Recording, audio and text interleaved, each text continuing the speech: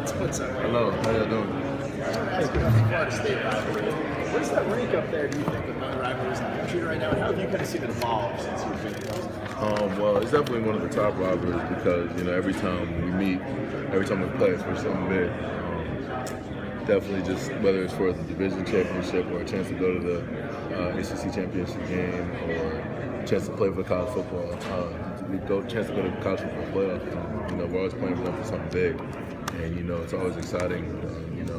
I've been fortunate to play at Florida State one time, and just see the rivalry at Clemson. And both teams are going to bring it. There's definitely a mutual respect between both teams because both teams are very talented.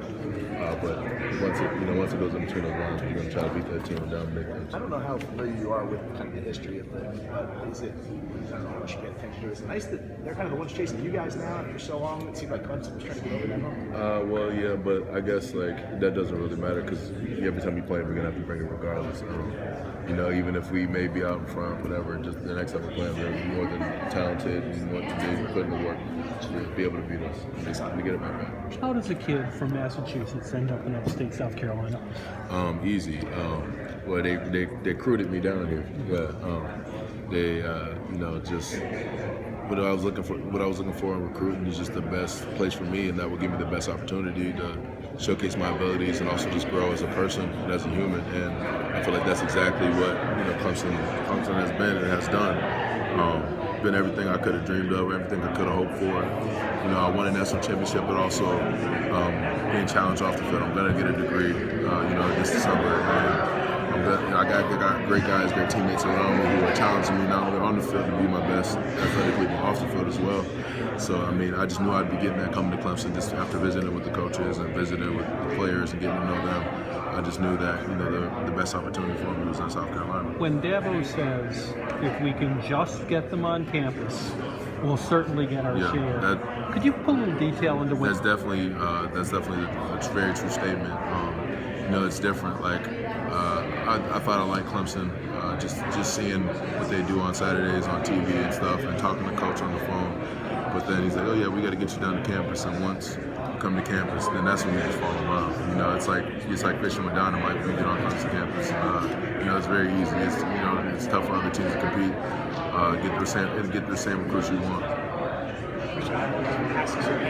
You have familiarity, of course, with FSU and one with Alabama.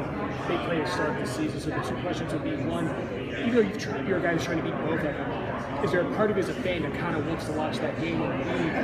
What would you say about both those teams kind of stand out? Well, yeah, definitely. As a fan, you're going to watch the game regardless. You want the ACC to represent well. You want the ACC to win. But yeah, both teams are very good. A lot of talent on both ends. They just work hard. And try to. It's going to be a tough out anytime you play those guys, and it's going to be a great week one matchup, a highly anticipated game, and I'm sure they're definitely going to get you're going to get your money's worth for that one. Aaron talks about how Alabama has things that it needs to replace. Same thing with FSU. You guys are kind of in a similar situation. What do you say in response to that? Because it's college football. Everybody has to play something sometime. Right. Do you think that's as big of a deal to make it out to be, or with two teams like that recruit so well, it's going to be a good game whether it's first year guys or fifth year guys? Right, it's a little bit of both. You definitely hope, when you're that prestigious of a program, recruiting is definitely very easy for you, and you can get a lot of guys, you can get a lot of talent, a lot of top tier talented guys. But I feel like regardless for those games, that big of a game, that early, that you're going to be prepared regardless. And both teams do a great job of preparing always for the week one opponent. So how does Dexter affect the way the games are played? What things does he do that disrupt so dramatically? Well, he's just a freak athletically, just gifted, and just so powerful and strong, and just moving people and just being disruptive. He's relentless on plays. It takes a lot of energy for him to move around and be relentless, but he does it, and he's a hard worker. He gets after it, and just has a motor, and just loves to compete as well. Are you surprised that somebody with his build could be that nimble? Yes, but there's not, after seeing it for a year and some change, there's not many surprises that I see now. It's just like, okay, there he goes again, kind of deal. So, Can he do a split too? No, I don't think he can. We're working on that. I'm trying to teach him. We got late night sessions. I'm trying to teach him how to do it. We're getting there. We're working on it, but he's not quite there yet. You are kind of like, at this point, that face of Clemson's defense, sort of the way that Ben was last year. Ben was here last year. You're in that role now. In what ways are your personalities similar and different? Oh, me and Ben are very similar in a lot of ways, but very different. He's fun-loving as well, but I feel like in some ways I'm a little more outgoing than he is. He kind of just is a tough guy. Yeah. Don't really care about what anyone has to say about him. He is willing to get in to get on his teammates if he needs to. Really, just willing to be that good leader. And I've learned a lot from Ben personally.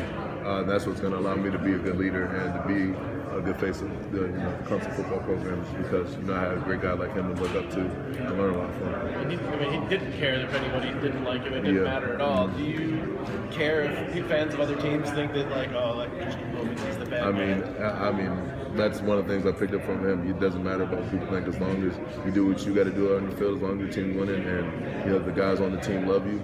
That's all that really matters. And you didn't consider capri pants at all for this event? I did not.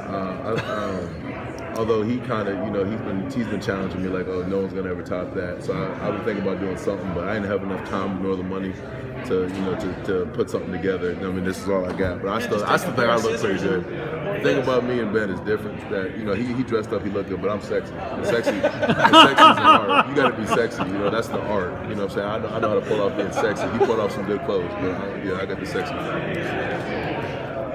Well, and one of Ben's message, when he got here last year, was about how much the loss of the championship game pushed him. Conversely, now, how do you react to the victory and take it from there? Well, personally, that pushes me, and that drives me even more now after winning one, because the biggest thing is just I've experienced winning a national championship. I know the hard work that went into it. I know what it takes. And after achieving that, all the blood, sweat, and tears went into it, and the grind each and every day with your brothers, that only makes me more hungry, because I want to achieve it again. I want to know what it feels like to have 2 national championships under my belt. Why just be satisfied with one? You never get complacent. You won't be great at what you want to do if you're complacent. How much did that loss to Pitt last year motivate you guys down the stretch? I feel like we were motivated all along. I wouldn't say that I added motivation. We know what we wanted. There was just one hiccup in the season where obviously we took a loss and everything. But that just took us. That just was a time for all of us to refocus, and just reflect, and to really just get better from that. And just the Clemson family came into more of effect there, because after that loss, there's a lot of personal shots being taken and people talking about other people on the team, and we took it. It's like we're not gonna allow anybody to talk about our brothers like that. We're not gonna let anybody at all talk about a team like that, and grew from that, and just finish out the season right. I have a couple of unconventional questions for you really quickly. You mentioned, you may not be the best dresser, but who would you say is the best dresser on the team? We got some guys who show out. Ray McLeod is a good dresser. Marlon Richard, he always brings it on game day, nice suit and everything. It's always the little guys. They got all the clothes they can find all the clothes that can fit and all the nice and everything. Like you can't find a nice pair of shoes in a size 16. You just can't do it, And a 3X, all these big and talls, limited options and stuff. So it's always the little guys, who have a better time. That's easier time getting dressed. Tyrone said you were the practical joker. Would you agree with that? I'm definitely up there. I'm definitely a big time jokester. We got just a lot of funny guys. I'm definitely the biggest prankster, jokester type of guy, but Cleveland Farrell's a big time jokester. That's definitely on the defense. He's one of them. Trayvon Mullen's just a nonstop kidder, just jokes all the time. Just always has something to say. Yeah. Who's on your playlist right now? My playlist, man, I got all the old school to me anyway, R&B and stuff. That's all I listen to. Other new music nowadays I don't really like as much, but the old school stuff, early 2000s, 90s R&B is really my go-to. All right, one last one. You're in a scuffle. Who on your team do you want by your side? Big Dex. You gotta go with Big Dex. My brother, scuffle over if he's there. Just him showing up is enough. You just see people scattering like rats or ants or something when he comes around. So that's what I'm going with. Thank you. Craig said earlier this week, that he knows people are out there saying, okay, you won it last year, but there's no way you guys can make it back. Do you guys care? Does that fuel you when there's obviously, it seems like you guys are always trying to prove people wrong? Well, yeah, I mean, that's been it since I've been here, and even before. I feel like Clemson always is in the business of proving people wrong. And, and the biggest thing is you really got to block out the distractions and control what you can control. But it's tough now in today's world, today's day and age, to block out those distractions because it's everywhere. Social media, someone's always talking about it, whatever. But when you do hear it, allow those haters and those naysayers to be your motivators, and just grow from it and just really, just beat the odds. And everyone's gonna, there's gonna be naysayers, whatever. But you gotta prove them wrong. But the flip side is you mentioned complacency. How do you guard against that? Maybe not from you, but obviously you never know where it's going to come from. Yeah, the biggest thing is just the leaders are going to have to lead, stay focused, and encourage everybody else to stay focused. Just don't be satisfied with that one national championship, and don't be satisfied with winning a big game. We can always be better. You're never perfect, so you can always be better. Several talked about starting over. How do you do that after you win a national championship? Easy. You get in the weight room, and you get after it. That's the first thing we did 2 weeks after the national championship. We were allowed to be on a kind of high for 2 weeks, and that was about it. You had everybody patting you on the back. You had to be at school the day after we got back from the national championship, and you got everybody loving you and patting you on the back, telling you how good you did. But once we got back into those workouts, we knew we were starting over. Guys were grinding, guys were getting after it. Once match drill started, the coaches aren't telling you good job. You did a great job in the season. None of that. They're getting after you. They're telling you to run through the line. They're telling you to sprint through the finish, things like that. So you're really back in. It was really back in the full effect. Right away, pretty much, and you got to start over because nothing that happened last year is going to help us this year. Last year's sacks aren't going to help us this year. Last year's touchdowns aren't going to help us this year. That's just the biggest thing. Do you think Dabo and the coaches will work you guys even harder than they did last year? Really, the coaches are going to do what they do. We got a good culture, and it's work. Coaches are going to coach as hard as they do. It's really up to the players to make sure, and the leadership on the team to make sure that we don't get complacent, that we work hard, that we push each other each and every day. What was the biggest thing that you learned on the battles you've had with Louisville last year? The biggest thing How do you look back at those battles you've had with Louisville? Well, definitely. Every time we play them, it seems like it's a close game down to the last couple plays or something. Obviously the year before I got here, it was a close game. It was like no offensive touchdown scored from us, and then the year I came at Louisville, we down to another late game situation. And last year, they're tough out. We were up early in the game by a lot of points. They came back, and then we had to, came down to a fourth down play pretty much. And, just a tough game that's possibly becoming a rivalry type of thing. What do you think that challenge will be like that third game of the year up there this year? Oh, it won't be easy. It won't be easy at all. Like you said, they got the Heisman Trophy winner. It's at their place. It's an afternoon game. It's gonna get late. Gonna get dark. We're gonna they definitely got a lot of talent. We got a lot of talent. We're gonna have to bring it. We're gonna have to prepare if we want to win. How do you think other teams like Louisville, NC State, Florida State, even Alabama are? I mean, I read somewhere where one of the Alabama players has the poster from that game up in their locker room as motivation. Guys are going to come at you as hard as you ever can because you are the national champs. How do you guys respond to that? Oh, yeah. Well, really, we're just going to have to do what we do. Just prepare each and every day. Now in the summer and the off season, prepare every week to be our best. We know what that's like to be the hunter, and now we're the hunted, So we know what that's like. We know what all the other teams are thinking. We're just going to have to, control what we can control and worry about us and try to produce a good result. As far as your individual preparation, what's been kind of your approach to the season as you now go back to trying to make an impact at defensive tackle as opposed to defensive end? Really, just getting down this little technique because I had a year away from being a D tackle. Haven't got really any reps this past season at being a D tackle, so trying to get back down to the steps I can take, just the little technical things about it. But I'm comfortable doing both. I had a year of experience at each, so I'm just going to be ready to play. Do you feel like the team needs me to do this and this at defensive tackle as opposed to what I did last year? I help the team in a different way, or help the defense in a different way this year from this position, or is it the same? What your mission is the same? My mission is the same, just to be the best player that I can be, help the team as much as I can, and do whatever is necessary.